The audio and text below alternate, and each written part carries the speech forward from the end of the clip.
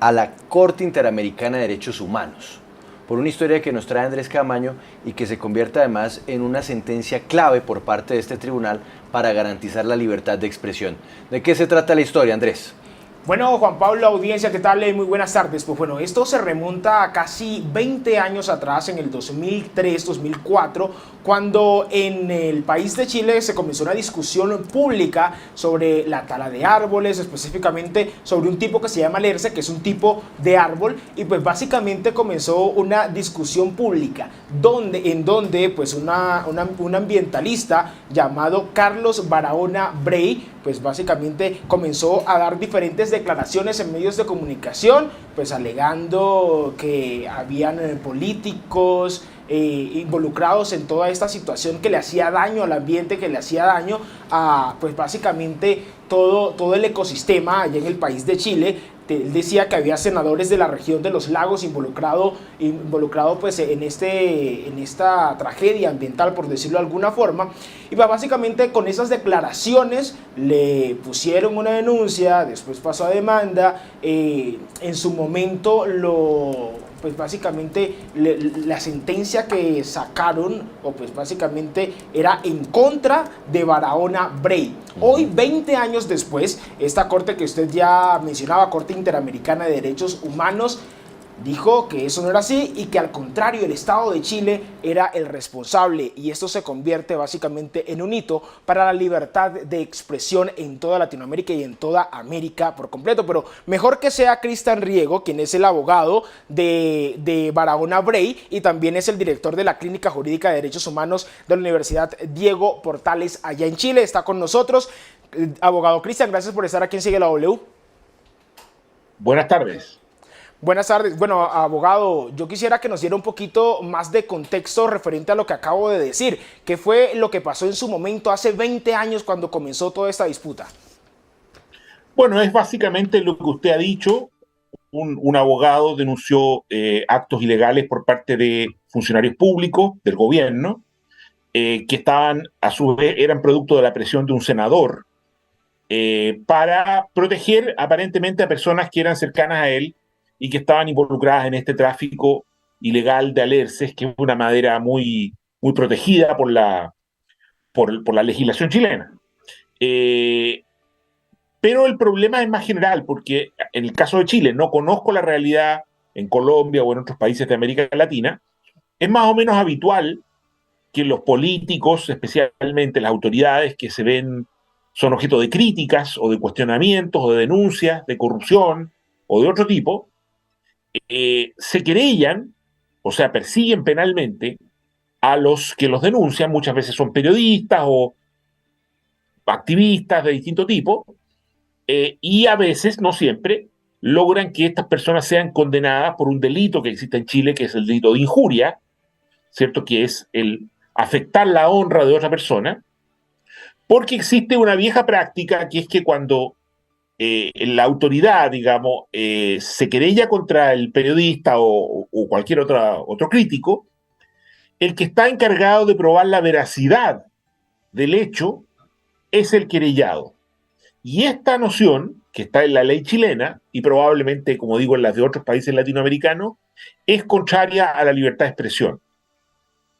Porque no se puede pretender que una persona que da una opinión o que entrega una información pueda probar judicialmente o deba probar judicialmente la verdad de la denuncia que hace, ¿cierto? Basta con que no haga esa denuncia con una mala intención, conociendo que es falsa, o con una total negligencia respecto de la veracidad, pero si hay detrás de esa denuncia antecedentes de cierta entidad, no debiera nunca esta persona ser objeto de una persecución penal. En estos instantes la sentencia que pues la Corte Interamericana de Derechos Humanos dio, ahí como podemos ver el Estado es responsable por la violación de derecho a la libertad de expresión, por penalizar declaraciones contra funcionarios públicos relacionados con la tala ilegal de alerce, con la tala ilegal del alerce. Así que pues esta es la sentencia, Mauricio, así que adelante con su pregunta. Bueno, yo quiero tomar como contexto lo que está pasando en Colombia, pues justamente se ha hablado de despenalizar los delitos de injuria y calumnia. Acá, eso está en estudio, pues ya es un proyecto de ley del Ministerio de Justicia donde se busca quitar esos delitos. Teniendo en cuenta este fallo de la Corte Interamericana de Derechos Humanos, abogado, yo quiero saber si esto es vinculante, pues siempre se ha dicho que son vinculantes todos estos fallos con los países que hacen miembros y pues hacen parte de esta Corte Interamericana, por lo menos los conceptos que allí se emiten, la sentencia, los fallos. En este caso, ¿qué tanto podría incidir en Colombia? Ciertamente, este criterio de la Corte es obligatorio para todos los países porque se constituye en una interpretación auténtica y, como digo, obligatoria respecto del contenido de la convención. Y Colombia es parte de la convención y por lo tanto tiene que respetarla y tiene que respetarla en los términos que la Corte ha indicado. Ahora, yo estoy completamente de acuerdo con que esta sentencia debiera llevar a los países a derogar los delitos de injuria y calumnia. La Corte no exige eso, solo exige que se limiten o que se definan de un modo tal que no se puedan usar para perseguir a los críticos de las autoridades. Yo creo en lo personal que sería mejor derogarlos totalmente y dejar esa materia más bien al área civil, o sea, que se pudiese demandar civilmente. Pero, digamos, a lo menos está obligado Colombia, Chile y todos los demás países a delimitar de un modo preciso estos delitos, si es que los quieren mantener, para evitar ese tipo de efectos.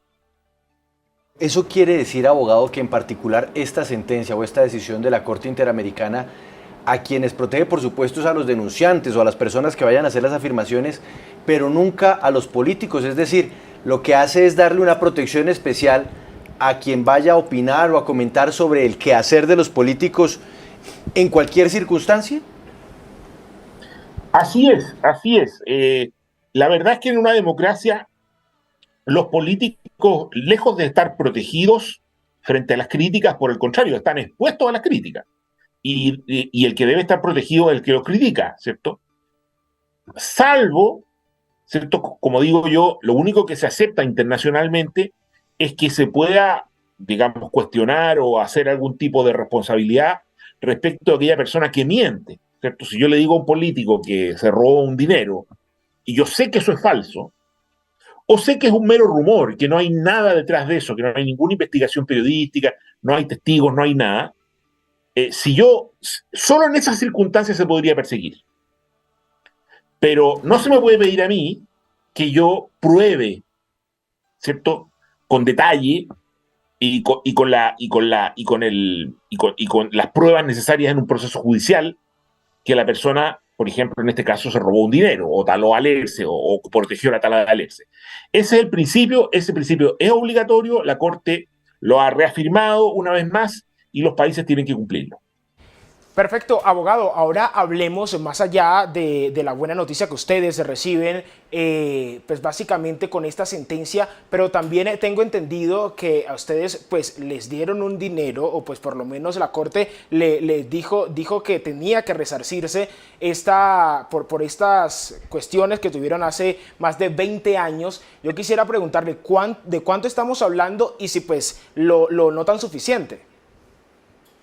No, es más bien simbólico, es una suma de dinero en parte para la persona por los daños sufridos, pero tampoco nosotros pedimos una cantidad de dinero, no se trataba pedimos una cantidad muy pequeña de dinero, como digo, que es más bien simbólica. El tema no es ese, sino es la declaración de que esta persona fue injustamente, digamos, condenada. Ahora el Estado chileno debe dejar sin efecto esa condena y debe, sobre todo, y esto es lo importante, la Corte lo explica, debe modificar la legislación. Ahora, por lo menos en el caso de Chile, hay una obligación establecida por la Corte de modificar la legislación. Y esto es lo que le importaba a nuestro representado también. La verdad es que el dinero era bastante irrelevante. Cristian Riego, quien es el abogado defensor de Carlos Barahona Brey y también director de la Clínica Jurídica de Derechos Humanos de la Universidad Diego Portales. Gracias por estar aquí, director. Gusto. Muy bien, Juan Pablo, ahí estuvo entonces el caso, la sentencia de la Corte Interamericana de Derechos Humanos, que básicamente tiene ahora que cambiar la ley en gran parte de Latinoamérica, si no es en toda, y pues ese es el resumen de este caso desde Chile.